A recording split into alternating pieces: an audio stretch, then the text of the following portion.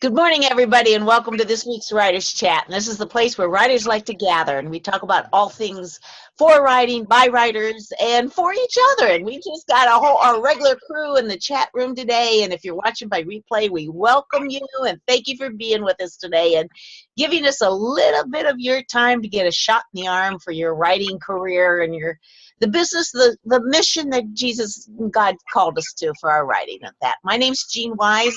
I'm one of the co-hosts, and I am gathered by a regular crew here on the air. We got Johnny, Alexander, and today's her birthday, so everybody happy birthday to Johnny on that way.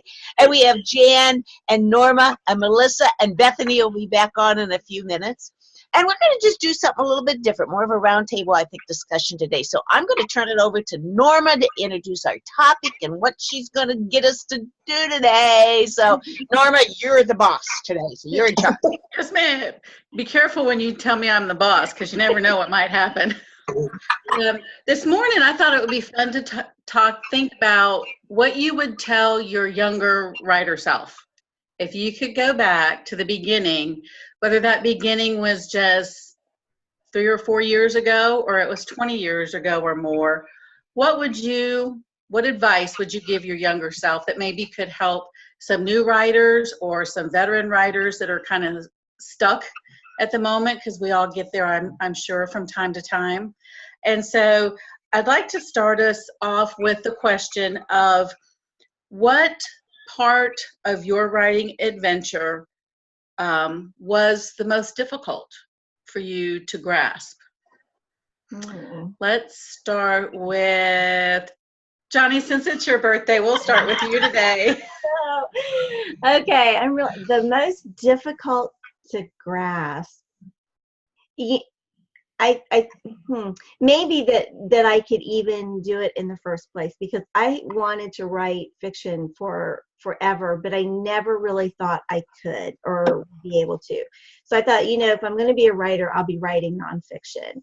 And so I would read lots of books on writing novels, and I would write little pieces here and there, but I just wouldn't stick with it. I just felt like it was just too big of a thing. And I think I've probably told this story before, but I did NaNoWriMo in 2003. That's National Novel Writing Month, where in the month of November, you write 50,000 unedited words. And, that draft it's horrible. It's horrible. But it really showed me that I could do this. I could develop characters. I could write dialogue, and I could do this. Even though it was horrible, I still felt like, this was so much fun, and I want to do this again. So I think maybe that was just the most difficult hurdle for me to go over. And the other part of that, and I think a lot of times we feel this way, is when we have a dream that we want so much, and we're so afraid that if we try, we're going to fail, we don't even try, because the pain of failing would have been so hard to face. So that was 2003. I did NaNoWriMo, but still lots of years passed before I really got, dug into this again. And then I hit my 50th birthday, or it was coming up, and it was like, what? If I don't do this now, it is never going to happen. And I eventually worked things out, quit my job, went to my first major writers conference, and still more years passed before that first book was published. But it was, and it's just, I'm just so grateful that God allowed that dream to come true for me. Jeannie and I met at our first writers conference. I'm talking too long now, so this will be my last little thing. Jeannie and I met at that first writers conference and became roommates. And I remember, like, it was either the second or third one we were at, and she said, what would make you happy? What would it take to make you happy as a writer? And I said, if I could write 10 books, I'd be happy. I now have contracts. I'm going to be writing 10 books for just one publisher by the end of 2021. Congratulations. Yeah. Awesome. And that doesn't even count, my debut novel, my Ravel series, the novellas I'm writing. And so it's like, God, thank you. That's so cool. Thank you. Well, while you're still in the hot seat, let me go ahead and ask you this. What came easiest for you? What was the easiest part of this journey for you? Of the journey or of writing? What of the journey Whichever. itself? The easiest part. I think that the well, one of the best parts of the journey, I don't know if it's necessarily easiest, but one of the best parts is just the friends and close friends in the community that has happened over those years. I mean, starting with Jeannie and the other ladies I met that first year, because we're still very much in touch. I mean, you know, very, very much. So that friendship, those friendships are just priceless. Even if no books had been written, those friendships were priceless. But, you know, just as time has gone on to now to come, I mean, to even something like this where we're having, you know, writers chat and we're meeting every week. And you know, I feel like I can sort of pour in what I've learned to you guys through Writers Chat Fiction, which is a very secret group, so you don't even know about it, but it does exist. And, you know, and just and the things Bethany has done to be able to be part of her journey and know that, you know, it was a lot because of me saying, yeah, you've got to go to a conference, that she is where she is. So, you know, there's just, that has been the most delightful thing, is that the people that I've been able to meet who have touched me, who I've been able to touch, and it just, you know, you just have this group that's so supportive and so wonderful. And my last question for you is, what is the funniest or most embarrassing thing that's happened in this writing journey? Okay, so I've been thinking about this one yesterday all morning. So there, and I don't know if they're funny, haha, you guys are really gonna laugh, but there's a couple things. One, it was my third book in my Misty Willow series, and I was writing this wonderful scene about this Amy, who's the heroine, but she's been rotten in the first two books, you know, and we're trying to redeem her, and she makes cookies for this little boy, her brother's son. And she makes snickerdoodles, which I guess snickerdoodles just must be an important cookie from my childhood. So she makes snickerdoodles, and it's a wonderful little scene. Well, then for some reason, and I don't remember why, I had gone back and I was rereading something in the first book, and he says, Amy, I've never had these cookies before. I go back and I'm reading the first book, and there's this whole wonderful scene about his mom making him snickerdoodles and how they're his favorite cookie and all that. So it's like, you know, it's like these details. I mean, I had totally forgotten this kid's favorite cookie was snickerdoodle. So, you know, fortunately, I caught it before it went out, and, you know, that would have been a big, like, but more recently, and I almost hesitate to share this because we're recording it, but I have told it in public a couple times. This is really embarrassing. I did not realize how difficult it would be to write a good kissing scene for my characters in my latest novella, which is Match You Like Crazy, just came out, because I named the main characters after my son and his girlfriend. And so it is the lamest kissing scene ever in the history of my Yes. I guess that will go in your advice to your younger self, to not do that. Not do that, not name characters after people like that, I guess, anyway. They became their own people through the story, but when I got to that, I just couldn't do it. Are they still together? I think that could be if they're still together or if they break up. Oh, no, they're still together right now. In fact, we all celebrated my birthday together. So. But you know, you gotta watch who you name your characters after, because you don't know what's happening to your future self. That's true. Anyway, that's kind of embarrassing. And I really did try, and I'd say I just go back to it and think, okay, just forget that it's them and just write it. And all I could just see was their faces. I was like, yeah. Wow. Gosh. I love you, Nate and Bree. I do. Well, Jean, I'm going to put you in the hot seat next. You go to the hot seat next? Yeah, on that? on the hot seat next. So what was the hardest thing for you as a writer to do? What was the hardest part of the beginning? I got two answers for this. Is one, you know, when I first went into this as naive and stuff, I just thought the publishers would just beat my door down. They'd want my work, you know, and there's the whole concept about the business side of publishing, and that how hard it was going to get for traditional publishing, you know, and stuff. It's just, and even if you do one book, it doesn't guarantee you another one, you know, it continues. So I think that was probably getting to know the industry was difficult. I think I know it now, so it's not as difficult now, but that reality of that was not, did not have any idea when we initially came in to get to know the business.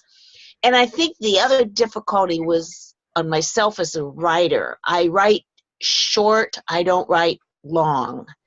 And those of you that write 80 and 100,000 words or 120,000 word novel and have trouble cutting it, I have no concept of that. I write like a journalist, a blogger, I write short. And I have learned, I have really got, and it was difficult for me to learn to write more expressively, descriptively, and with clarity. And that's something I still struggle with and have to work on. So, because I write short, not long. So, on that. So that was probably, and I'm still working on that. So that's skills and lifelong, I guess, you know, lifelong learning. So that's probably been my most difficult, to get to know the industry, you know.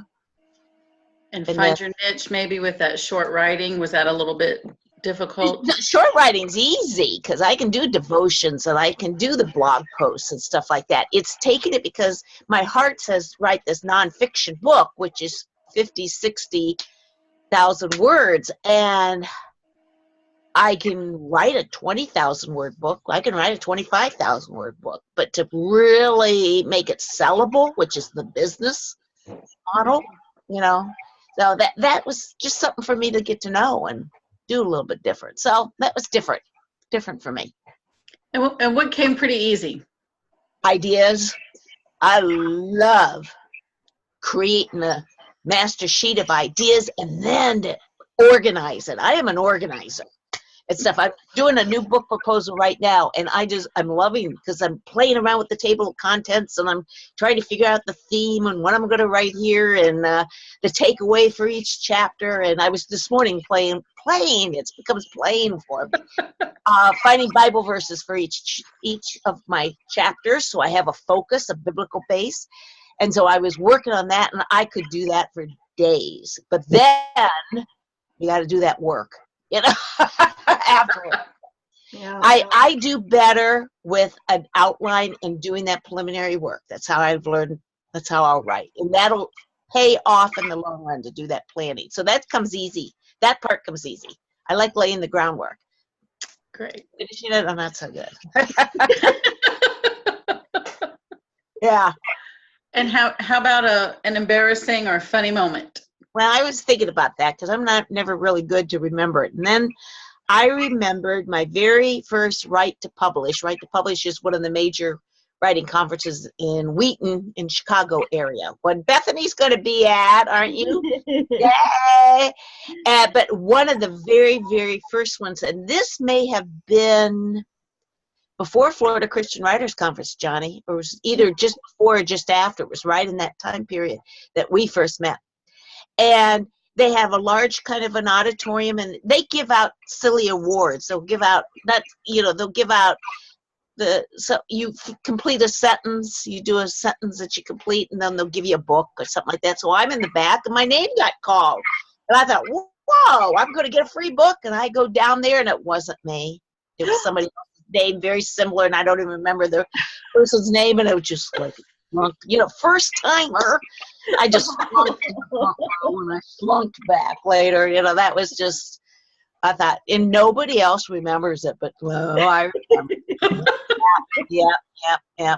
And so, anyway, that was probably one of my most embarrassing writing ones. I probably have too many other ones in other areas and stuff, but that was embarrassing. Thinking you got something you didn't get a book either. Oh, shucks. Jan, you're next. Uh-oh. What was hard? What was easy? What was something that was funny? Easy was writing the first book because it just felt like God had his hand in what I was doing. The part I wish I had known before I went got a publisher was because I didn't know any authors. I didn't really know anything about the industry. And I thought I was doing right. I went with a small independent publisher. We paid $10,000 for the first 2,000 books. And I had no idea that wasn't what you were supposed to do. I just thought everybody did. And of course, now after moving to Florida from Michigan and joining Word Weavers and the Florida Christian Conference, then I learned, oh no, I didn't have to spend that kind of money. So, but bless my husband, he gave me, you know, a couple of his bonus checks and stuff, so we were able to come up with it. And it was a wonderful experience. But that is something I try to share with everybody. You don't have to pay that much. You know? Yeah. Wow. And Go ahead. Go ahead. It's just been a fun road to go. Thought I was going to retire, but didn't. God said surprise. I retired from one thing, but got thrown into the fire with something else. What's something funny that's happened to you along the way, Jan? I don't know that it's really funny, but just something that I love. When I was able to do book signings with the kids and their reactions and to their questions about how do you be a writer. And then the one thing that I think I shared a week or two ago that really touched my heart was my 9-year-old granddaughter is working on 2 stories. Oh. And she won't let me read them yet. I'm not done. You can't look at them. I can't wait to see what she's done and see how she's doing. So, but that was really sweet. Boy, that's a great compliment as a grandma and a writer. Yeah. How neat is that? The one funny thing, she and her brother went with me. I was helping at a vacation Bible school. And so I read one of my books. And at the end, she says, we don't have to buy it. Our grandma wrote it. So it was like she was letting everybody know that it was my book. I was the author and stuff. So I thought that was kind of funny, kind of cute. We're getting some comments in the chat room about vanity presses and all that. I think that's a big lesson for a lot of us when we first came into this. And it does, it breaks your heart to hear people do this. Or you see a new writer really go off. They're going off to a dead end, or what they're creating is going to have a hard time. And it's almost something like you have to learn yourself, I guess. That and trying to learn how to market it. That is so hard. You keep trying, but you're not hitting the right niche. It's like, how do I say it so that I get somebody's attention? Yeah. Melissa, you're up. What do you want to know first? What was in this? And I know, like I said early on, some of you have been at this for a long time. And so just something that's maybe been, was hard for you to learn or was hard to do at first. And then what was easy? What came pretty easy right off the bat? Well, what was hard for me at first is still something I struggle with, and that's passive writing and being too wordy. I have always, I think it's because I struggle with always wanting to be understood, to be clear. And so in the attempt to make myself clear, always over-explain, always overdo. And when you get going in it, then inevitably you fall into passive writing. And my novels were always littered with it. Cleaning that up is quite a chore when you get to going. So yeah, that's always been my biggest struggle. But you can, the best part is you can't edit it. And so even though it's a struggle, I think that's a good struggle to have, because I just think it's easier to clean up that kind of stuff than to not have anything. Yeah. I agree with that. Right. Yeah. The opposite. I envy that. Gee, you've got that writes a lot. Yeah. Oh, and cutting down those novels. I write tomes. For those who don't know, I write tomes. So trying to get them pared down is a fun task, but it's a challenge I'm willing to accept. I work at it as hard as I can. Oh, good for you. Okay, pretty easy for you, Melissa. Imagining things, the creative process itself, fleshing out ideas and coming up with concepts. I love to do that. I love to create. And so scenes will just kind of fly in my mind like you're watching it in a movie, and I love to flesh them out, to get them going, to see the characters come to life.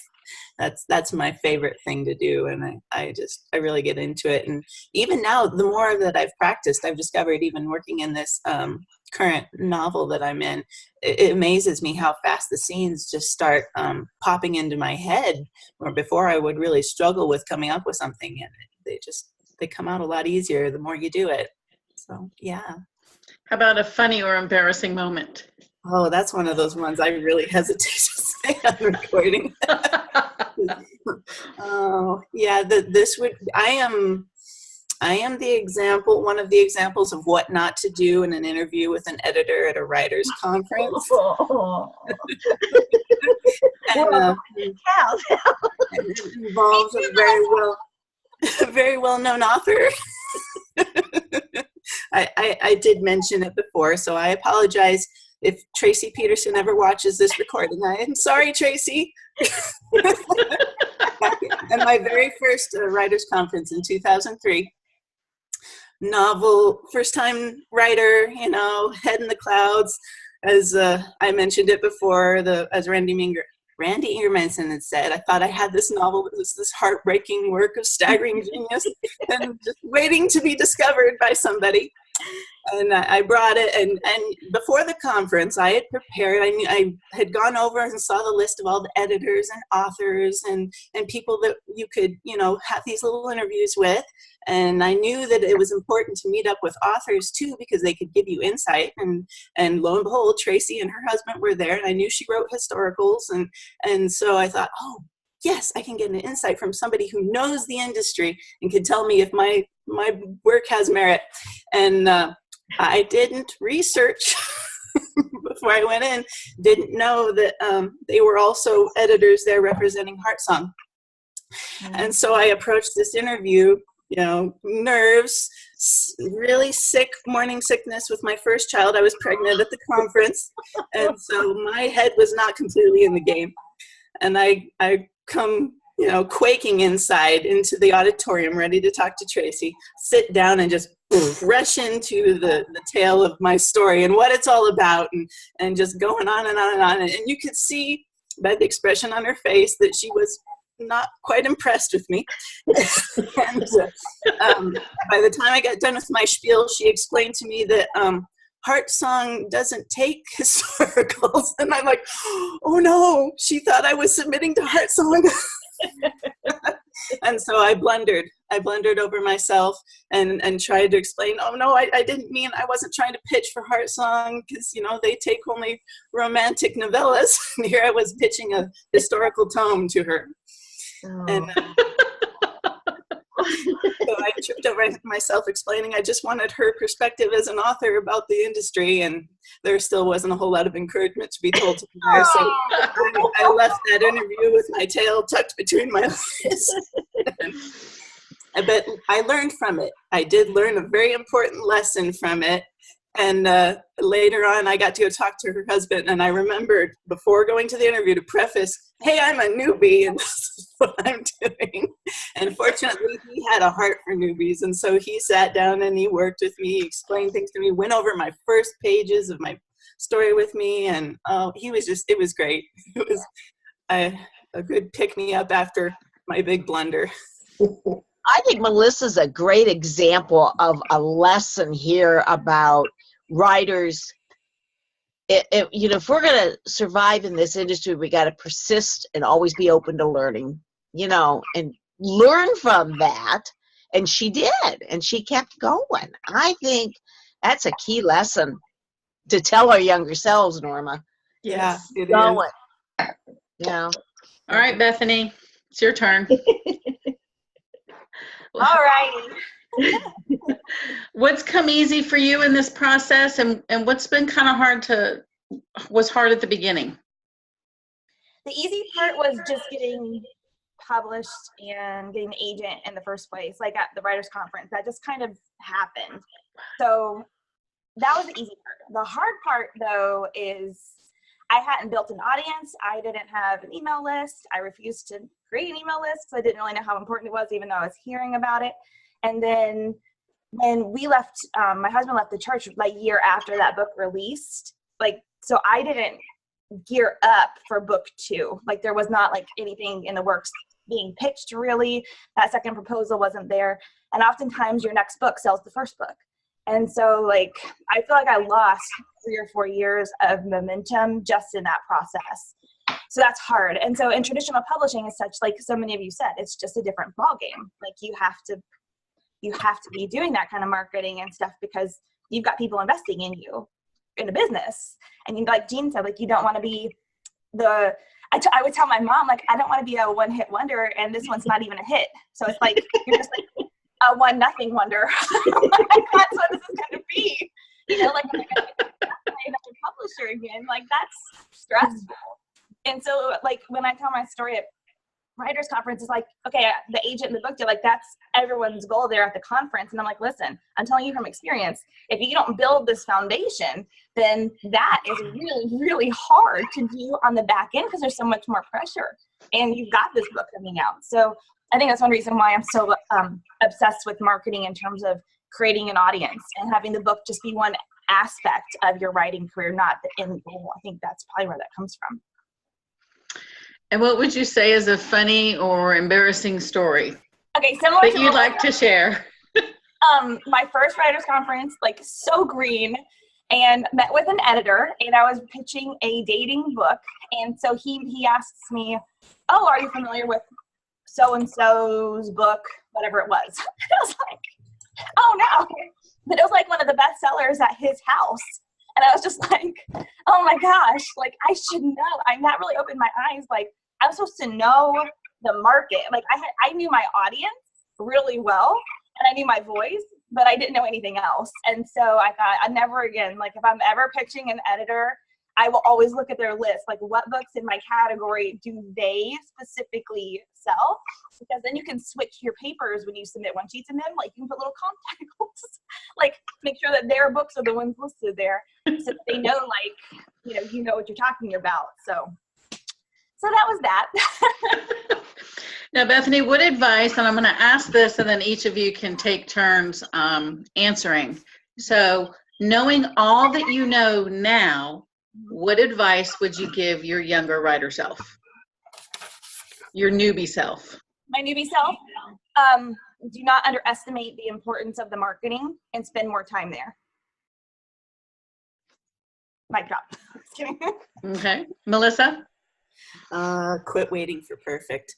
I spent a lot of time thinking that everything had to be perfect, my presentation, my novel, all of it, before I would actually put myself out there and network with people or make submissions. I let the fear of perfection hold me back from a lot. And I think that I missed out on a lot of good things that could have happened just because I had this idea that everything had to be just right before I went out, and it's never going to be perfect. You'll always improve, but it's never going to be perfect. So you just need to step out there and do it. And yeah, that's my lesson to myself. Jan? Learn more about the whole industry. I had absolutely no clue. And I wish I had learned about having your tribe, having, I did have a pretty good sized email list, but I didn't know how to use it. I didn't know how to use the social media. And I didn't know that I didn't have to pay so much. So I think, and that's one thing we encourage in the authors community, try to do it yourself.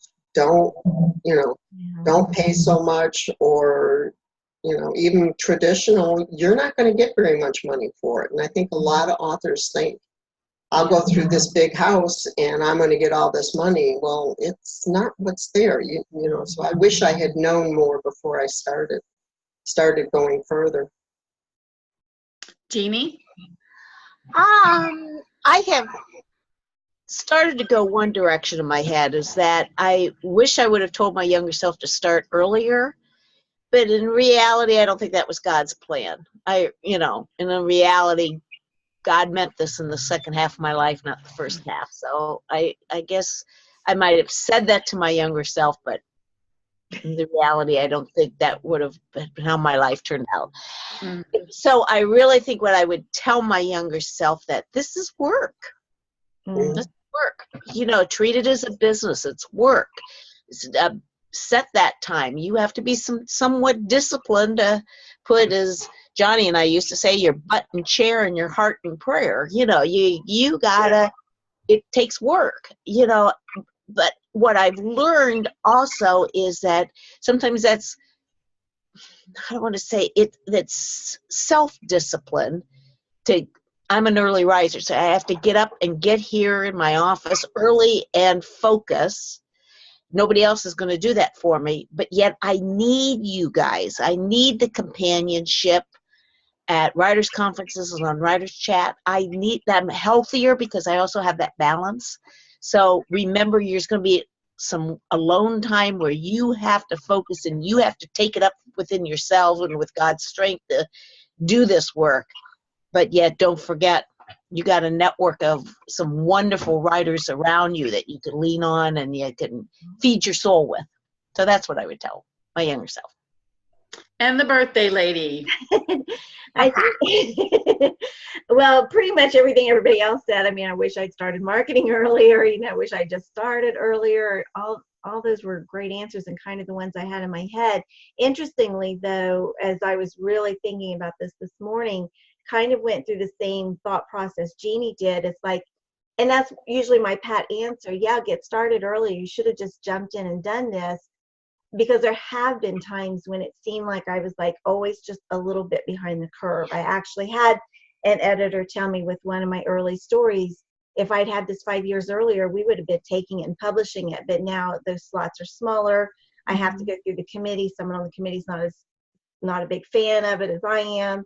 And it's like, wow, if only I'd had that 5 years earlier. But you know what? That's the story that I'm again still working on. I'm glad it didn't get published back then, and I'm glad for even though I wish I had a huge backlist and all this stuff, I'm glad for the way things happened, that it was Jeannie and those ladies who became my friends, and it was yeah. God just worked it all out the way it was supposed to be worked out. Does me. I mean, we can have So regrets and wishes and all of that, but really when it comes down to it, his plan is best, and and he works it out even when we're sort of dragging our feet. I think he still just works that out for us. Well, I still kind of. I think Norma needs to answer the question. She does. I was just getting ready to. Norma's done. Well, I still consider myself a newbie. I have the hardest, scariest part for me is the marketing, and being honest, I've kind of avoided it like the plague a little bit, and I'm starting to put my big toe in there and test the waters. And the easiest part has been the creative part, and went to my first conference last year, and I was able to go to 2. And so I'm a people person, and that was just, man, I was in my element meeting everybody. So I'm a social butterfly, and I was flying. And so met some fun people. And through that process, I was asked to be a contributing writer to, it's on Facebook. It now has its own website, but it's called Faith Beyond Fear. And it's writers writing about overcoming their different fears. So Alinda Long, the lady that started this, she asked several of us to go look at the video on her page and type in a comment, because she was going to use this video as the startup of the page. So I looked and I loved it. And the man in the video said, looking through your fear to faith is how you succeed. So I typed in, I love it. I love when he said, looking through your fear to faith. 2 seconds later, I get a text. I'm rolling in the floor laughing. Go look at what you put. What I did put was, I loved what he said, looking through your rear to faith. And one person liked it. One person liked it.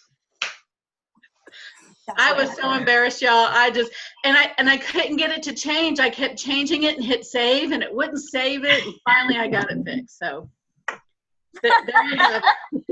That's an interesting add-on to the button chair heart and prayer. Yes, looking through your rear to faith. Absolutely. Exactly. So, unfortunately, I have a tendency to do things like that from time to time. So recently in a Twitter group, because I'm working on building my platform, a girl was having technical problems or something, and I went to type oops, and right as I hit send, because I was doing it on my phone, it auto-corrected to poops. And I'm like, is that what I typed? So, God's just keeping me humble. That's all I know to say. I think you should write those as anecdotes and submit them like to the Christian Communicator or one of those. You'll get a little payment for it, but those are both great stories. I think they should be shared. I'm waiting for God to open the door for me to start speaking, because then I will share, especially looking through your rear to faith. That's a good one. I thought in the 20 minutes we have left, if people would like to share what they would have told their younger writer self, here over these last 20 minutes, maybe now would be a good time to do that. So come on back in, and like we tell everybody, if we've taken, sometimes as hosts and co-hosts, we've taken you offline, so you have to put in the chat if you can't get back in video-wise. You just let us know, and we'll release you from Writers Chat's jail, as we say each time. And I think it's been a fascinating discussion, Norma, and stuff. It was good for me to think about, respond about too. Well, I think sometimes as we have been in the process a little bit longer, we forget what it was like in the beginning sometimes. And I think it's good, whether it's writing or any ministry or whatever we're doing, to take time to kind of reflect back to where God has brought us and what was easy and what wasn't. Mm-hmm.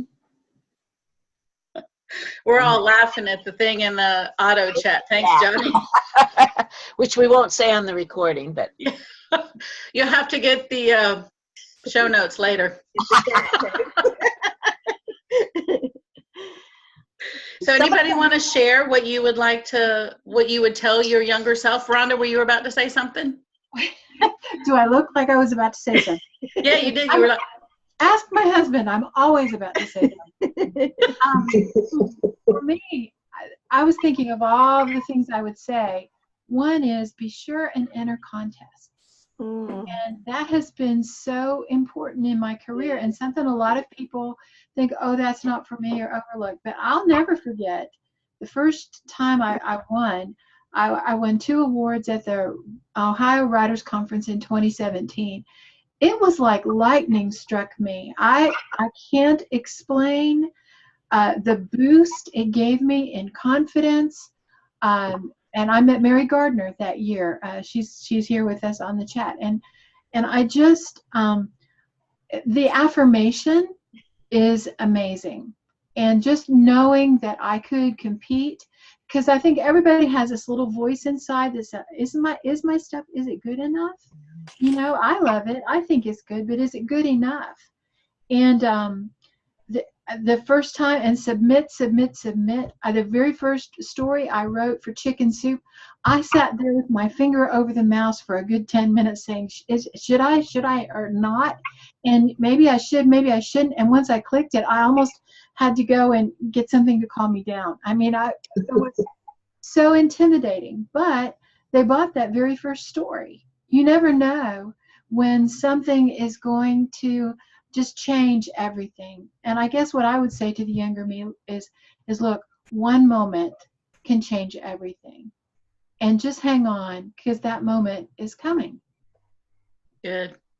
I remember I submitted to a contest last year for the Ohio Writers Conference. And I submitted it, and I'm thinking, well, what, you know, there's a lot of good writers out there. And while the conference was over and I wasn't able to go, but this was one you could submit and not be there. And had been a couple weeks, and I'm like, well, I didn't hear anything, so I'm sure I didn't win. And then I received an email saying, we're sorry, this somehow the mailing got messed up, but and it was a picture of winning third place in the category that I submitted. So you're right, Rhonda, that was so exciting. And that just kind of, yes, I can do this. So it is important to do that. And as a newbie, it was like, okay, that was just that little nugget God gave me of validation that I was walking the right journey, walking the right path. Anybody else want to share? Bethany, do you want to promote any upcoming contests? Because a lot of times you're in charge of those, so you might know a couple that might be due. Well, actually, we have two. We're opening up. Right to Publish contest just ended, but the North Carolina Christian Writers Conference and the Ohio Christian Writers Conference contest will be opening soon. And then we had our Serious Writer meeting yesterday, and we were talking about when to open up the New York conference contest again. And I don't think we're going to wait until October. We're going to go ahead and open them earlier, so we'll start doing that. But I mean, I love what you said, Rhonda. Kyle and I met because of that contest. Like, you know, that we very much believe in the power of contests. And so, so be looking for those, and we try to keep them really inexpensive. And we're very excited about, Kyle and I don't know who won the New York contest. It's a secret. And so we'll be doing this live video when we're there, but I don't take up all the recording time on this. But anyway, we're just excited, and we're excited about doing it again next year. That's fun. Anybody have anything they'd like to share about what they would tell their younger writer self? I would. Yeah.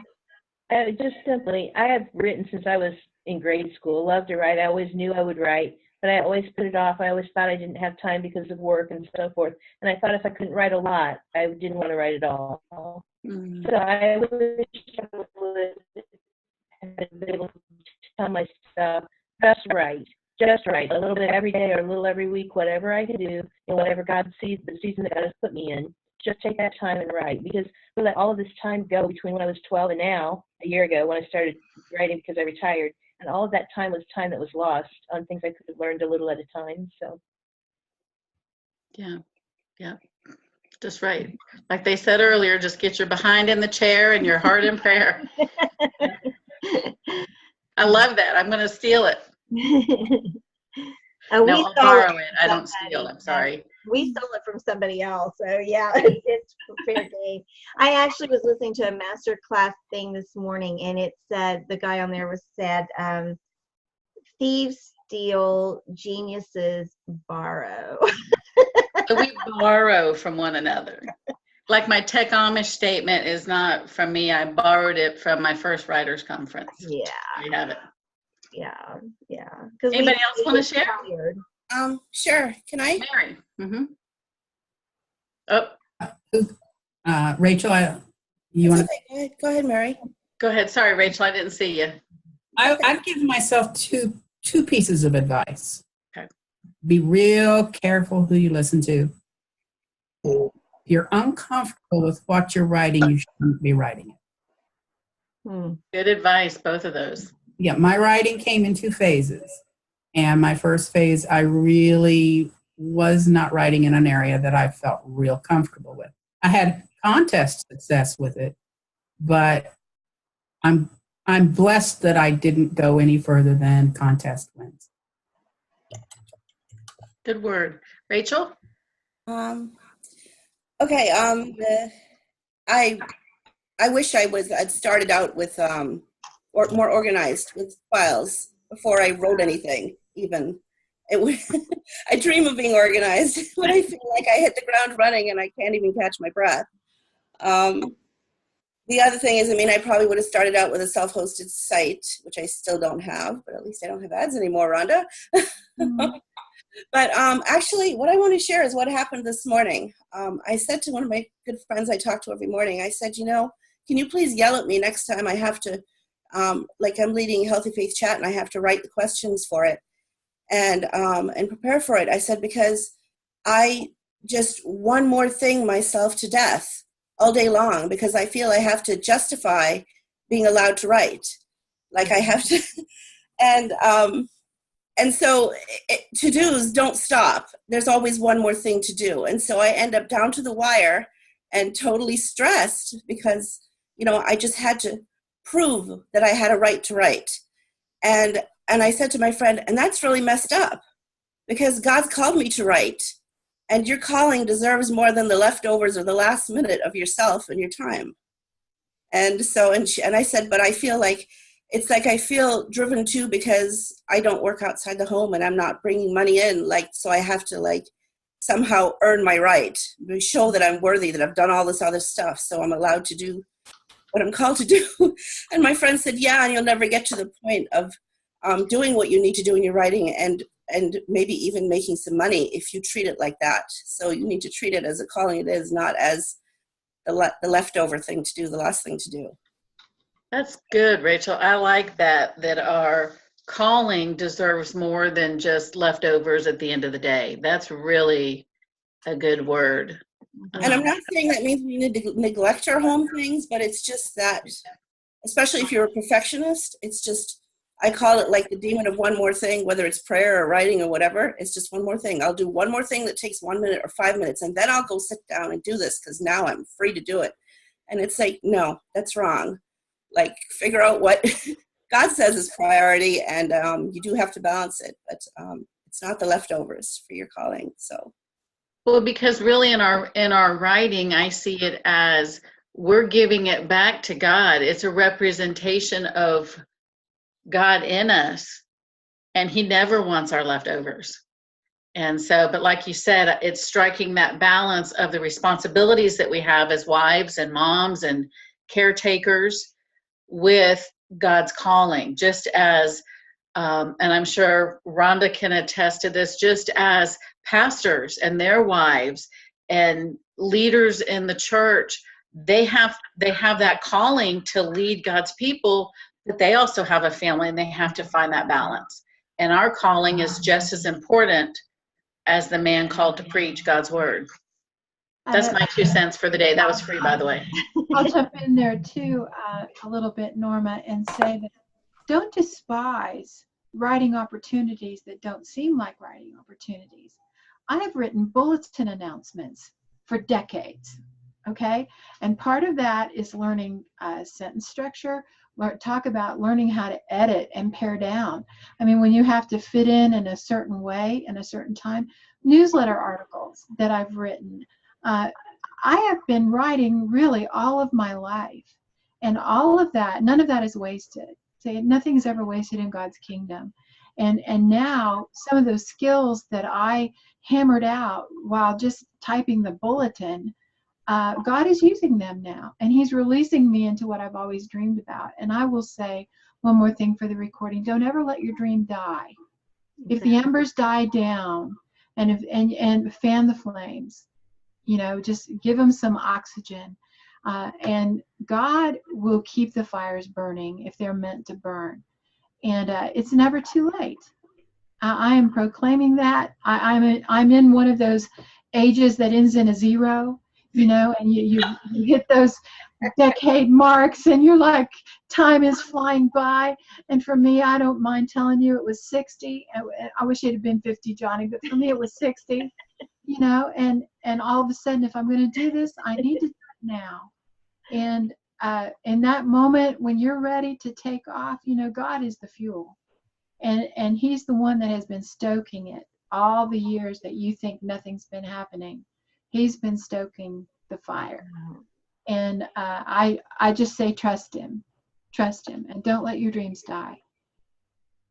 Come visit Writers Chat. It'll encourage you. It does me every week. Gives me that lift that I need if I'm in the doldrums. Anybody else have anything they want to share? Norma, I'll share something. Okay, Jeannie. What I would say to my younger self first is don't question, at least for a while, just write. If you believe God is calling you, just write. And I spent a lot of time being paralyzed by wait. I've always wanted to do this, but is that just me? Is it me who wants to do it? I dare not write in God's name if it's not him calling me to do it. Yeah. And that's a worthy question. But if you vacillate every day, you make no progress. So I would say at least not question for a while. And the other thing would be, and this might have been mentioned before I was able to get here, is not to compare myself with other writers. So at the very beginning, I was getting traction and had some positive feedback on my writing. And then I read what 2 other people wrote and thought, oh my, now that's good writing. What I'm doing is not. And the Lord clearly said to me, will you write with the gift I've given you, even if you don't think it's as profound as someone else's? So with a lot of humility and tears, I said, yes, I will. And so I still fall into that sometimes. Is it God's plan or mine? But he's helping me through that. I struggled with that too. And even after my first writers conference, I still kind of, is this really, God, is this really you? But I read something interesting in Oswald Chambers' My Utmost for His Highest just a couple days ago. And it said, Oswald Chambers said, be careful to keep questioning what you already know is clear. I thought that was pretty profound. So anybody else have something you would share with your younger self or share with the newbie? I would just say, in regards to being called by God to write, Oh, you're muted, Dory. So sorry. I think I muted myself. I would just say about being called to write. I went to a conference in Ohio. It was my first conference last year.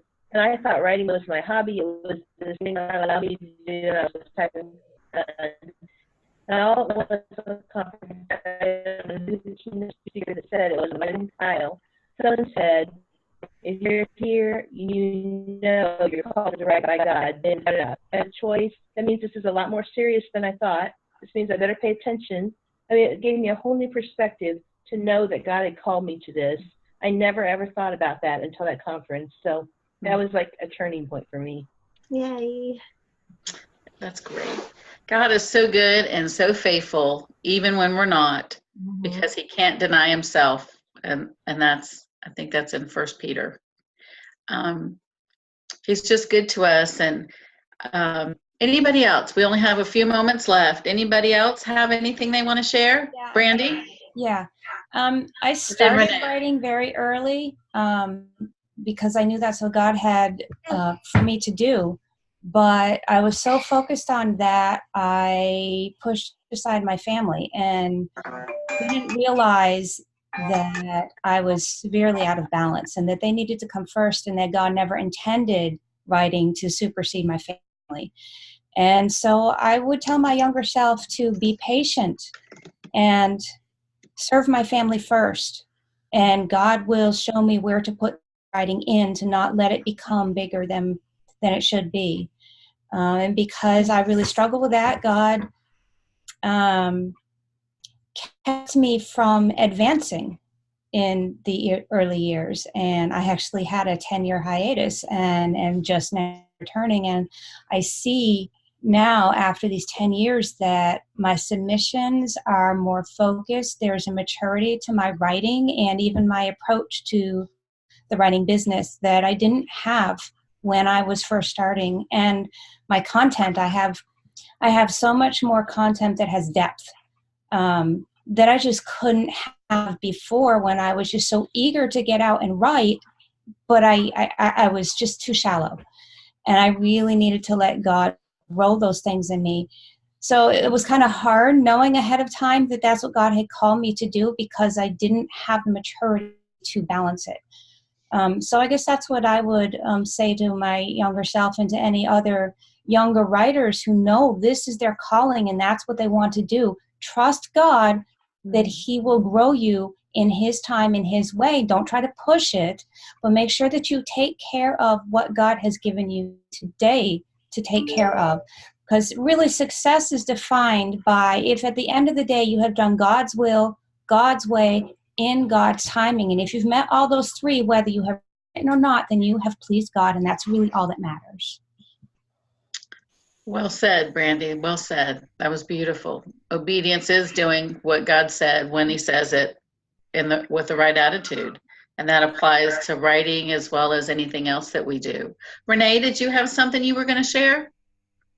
Yes, it kind of ties in with what Brandy said about taking your time, because I thought, when I wrote my first picture book, oh, they're going to fall all over it, like what was said before, and they're going to love it, and somebody's going to just buy it and sell it, and it's going to be wonderful.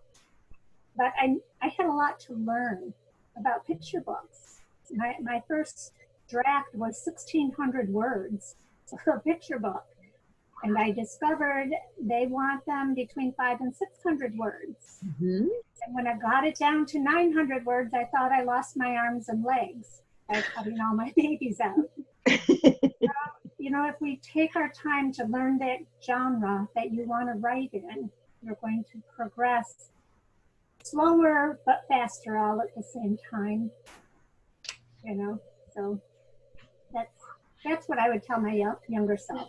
Stop rushing and take your time and learn it. And it is a process, and I'm learning that. Some of the ladies in this group know a while back I entered for another contest, and I wasn't even a finalist, and I was just crushed. I was totally crushed. I'm just being real.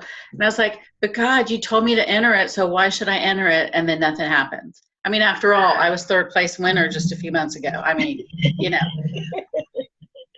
And God just really convicted me that I wanted the reward without the work.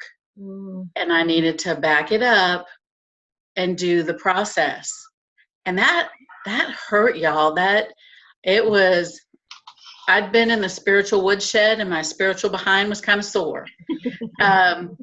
But it's absolutely spot on. We have to, as so many of you have mentioned, it is a process to be learned. And even people maybe that really are gifted at writing, they still have to learn the process. And so that seems to kind of be the theme that has gone through here today, is learning the process, whether it's the marketing side, the balance of the writing time, meeting with agents and not expecting to become rich off one book. It's a process, and we have to learn that process. And this has just been so helpful, so encouraging, and very insightful.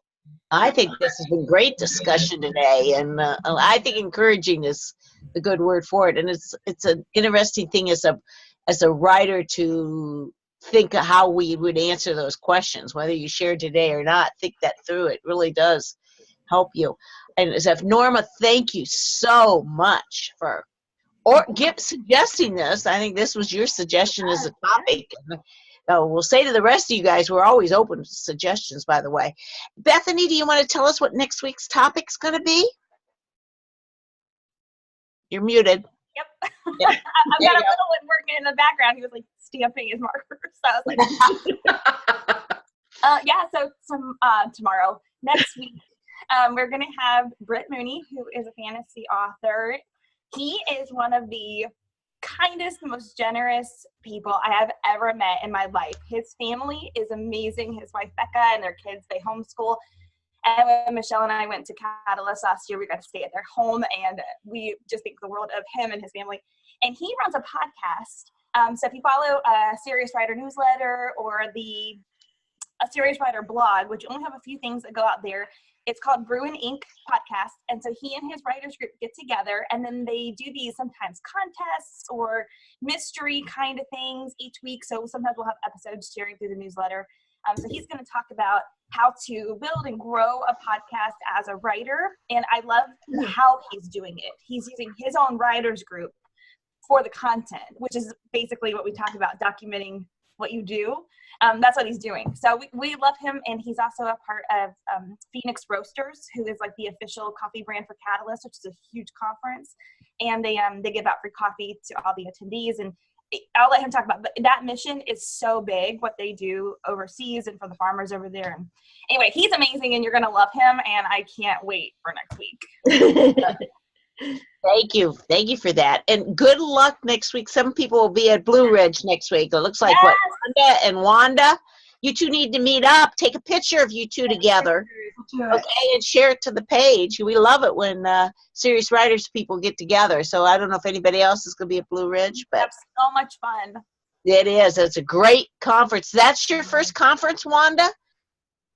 Is it Wanda that said it was her first conference? Yeah.